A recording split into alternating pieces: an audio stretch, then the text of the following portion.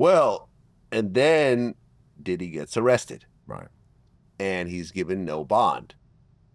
When he gets arrested, what did you think? Thought back to him saying they're trying to get me. I'm like, they got your ass. They got you, bro. Like, yeah.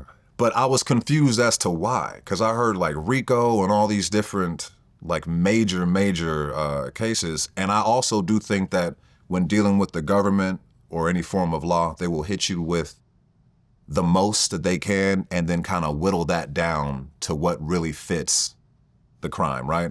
So I was thinking they hit him with these big charges and it'd eventually get dropped down to something else, but I wasn't entirely sure. I knew that it seemed as if they really wanted to get him for something. So I was freaking out. I felt bad for him. I was also worrying about how I was gonna fit into this, if I was gonna be called in for this. So it was a scary moment in time, for sure. Well, because leading up to the trial, you got contacted by Homeland Security. Right. Yeah, about 3 months before the trial. And I'll tell you this, when the government calls you, you will never expect it, right? Like, you never are expecting a government call, but the nicest white man in the world picks up the phone and was like, "Hi, is this Don?" I'm like, "Yeah, who's this?" He's like, "Oh, this is Homeland Security investigation." I'm like, "Damn." I'm like, "Oh my God." I'm like, had to put the phone down for a second, and he goes on to tell me he wants to talk to me about the Sean Combs case and that they want to know pretty much what I know. I was a bit worried, so I asked that I need a lawyer. They said it's probably a good idea that you get one just so you feel comfortable in talking to us. Mm-hmm. And I went through that whole process of speaking to the judge via Zoom, telling my lawyer and a couple people from the government exactly my experience, and them then telling me about a month before the trial took place that they weren't going to need me.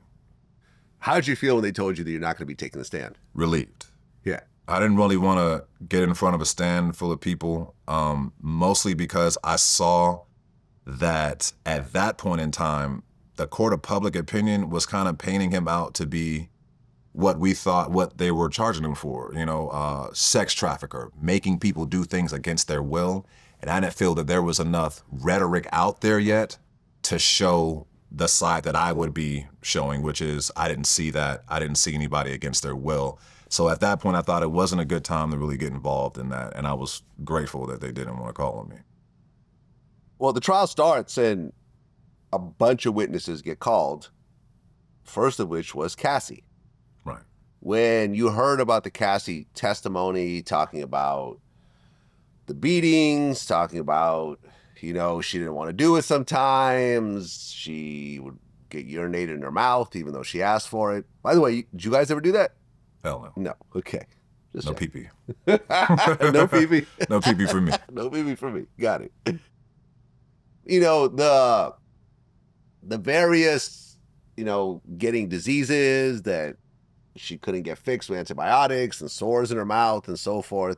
When you heard this whole story laid out with someone that you had intercourse with 3 times, what did you think? The first thing I thought was I felt so bad for what she was telling us that she had been going through.